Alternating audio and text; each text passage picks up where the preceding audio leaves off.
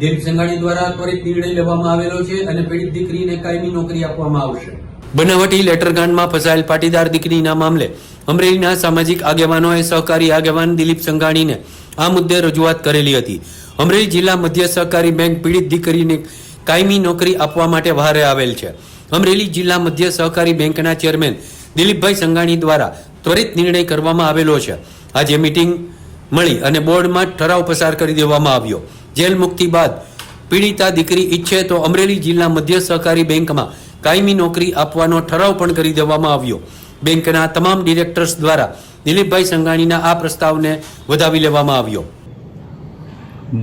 હા બેન, આજે અમરેલી જિલ્લા મધ્ય સહકારી બેંકનું બોર્ડ મળ્યું હતું અને વ્યવસ્થાપક કમિટીની મિટિંગની અંદર વિસ્તૃતપણે અત્યારે જે બહુચર્ચિત બનાવ છે એમના બાબતે પાયલબેન ગોટીના બનાવ બાબતે વિસ્તૃત ચર્ચા કરવામાં આવી હતી અને ચર્ચાના અંતે દિલીપભાઈ સંઘાણી બેંકના ચેરમેનશ્રીએ એક પ્રસ્તાવ મૂક્યો હતો કે જો બેંક અમારું બોર્ડ છે એ મંજૂરી આપે તો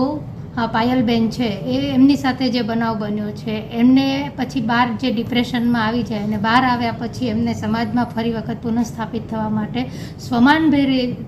રહી શકે એના માટે થઈને ચર્ચાઓ કરવામાં આવી હતી, જેમાં અમારા બોર્ડની અંદર મહિલા પ્રતિનિધિઓ છે એમણે આગ્રહપૂર્વક બધા જ ભાઈઓને વિનંતી કરી હતી કે જો આ બેનને બેંકની અંદર જોબ આપવામાં આવે અને કાયમી નોકરી આપવામાં આવે તો એમનું ઘરનું ગુજરાન ચલાવવા માટે જે સ્ત્રી છે, કોઈ પણ મહિલા છે ઘરની બહાર નીકળતી હોય ત્યારે એમના ઘરની પરિસ્થિતિ અને એમના જીવનમાં માટે પોતે સ્વનિર્ભર આત્મનિર્ભર બનવા માટે કંઈક કરતી હોય છે, તો એના માટે બોર્ડે આ નિર્ણય લીધો। એટલે અમે બોર્ડના મહિલા પ્રતિનિધિઓ તરીકે પણ એમના આખા બોર્ડનો ખૂબ ખૂબ આભાર માનીએ છીએ અને બેંકના ચેરમેન દિલીપભાઈ સંઘાણીએ જે પ્રસ્તાવ મૂક્યો એમને સર્વાનુમતે બોર્ડે મંજૂરી આપી છે।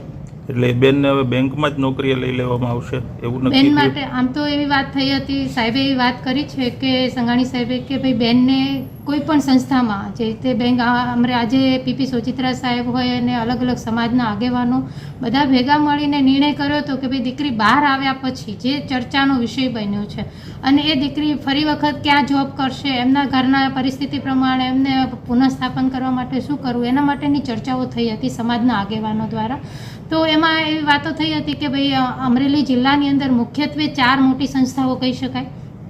અમરેલી જિલ્લા યાર્ડ છે, તો યાર્ડની અંદર માર્કેટિંગ યાર્ડની અંદર મહિલાઓ મોટા ભાગે છે એ નોકરીમાં ઓછી હોય છે। અમરેલી જિલ્લા મધ્ય સહકારી બેંક અમર ડેરી છે, તો એમાં બેનને કોઈ પણ સંસ્થામાં જ્યાં જોબની ઈચ્છા હશે ત્યાં આપવાની વાત થઈ હતી, પણ જ્યારે બેંકની અંદર વાત કરી તો અમે વહીવટી પ્રક્રિયા પૂર્ણ કરીને નિયમ અનુસાર બોર્ડની અંદર જે ઠરાવો લેવાના હોય છે તો બોર્ડની અંદર આજે ચર્ચા કરી જો એ દીકરીને બેંકમાં નોકરી કરવી હશે તો બેંકના બોર્ડ દ્વારા એને સર્વાનુમતે અમે પારિત કરેલ છે અને એ બે દીકરીને ફરી બેંકમાં જો એમને જોબ કરવાની ઈચ્છા હશે તો એમને બેંકમાં જોબ આપવા માટે અમારું બોર્ડ મંજૂર રાખશે।